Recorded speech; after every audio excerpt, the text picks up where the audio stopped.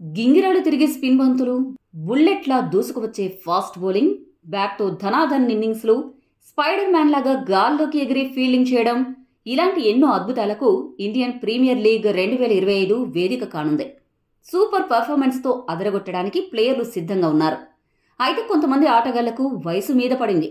దీంతో వారు ఈ సీజన్ ఐపీఎల్ తర్వాత రిటైర్మెంట్ ఇవ్వడం దాదాపు పక్కా అనే చెప్పొచ్చు.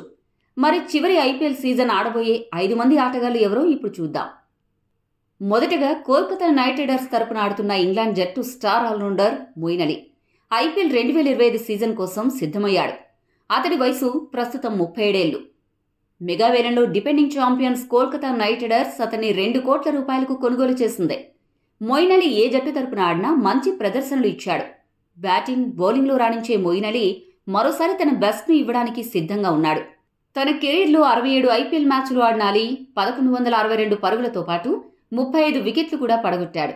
అయితే ఈ మధ్యకాలంలో అతడి పెర్ఫార్మెన్స్ తగ్గింది. కాబట్టి ఈ సీజన్ అతడి చివరి సీజన్ కాబోతూ ఉంది. ఈ లిస్ట్లో ఉన్న రెండవ ఆటగాడు కరణ్ శర్మ. భారత సీనియర్ ప్లేయర్ కరణ్ శర్మను ఐపీఎల్ 2025 మెగా వేలంలో ముంబై ఇండియన్స్ 50 లక్షల రూపాయలకు కొనుగోలు చేసింది.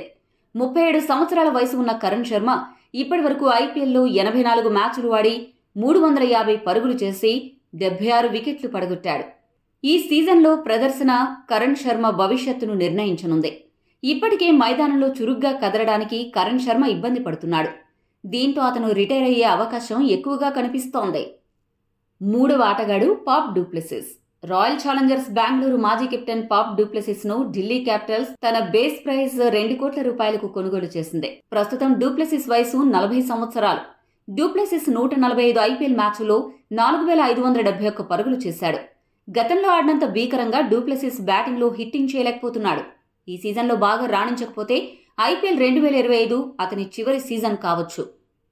నాలుగవ ఆటగాడు ఇషాంత్ శర్మ. ఐపీఎల్ వేలంలో భారత star senior fast bowler Ishant Sharma కొత్త రికార్డు సాధించాడు. ఐపీఎల్ 2008 వేలం, అలానే ఐపీఎల్ 2025 మెగా వేలంలో అమ్ముడైన ఏకైక క్రికెటర్గా చరిత్ర సృష్టించాడు. ఇషాంత్ శర్మను గుజరాత్ టైటాన్స్ 75 లక్షల రూపాయలకు కొనుగోలు చేసింది.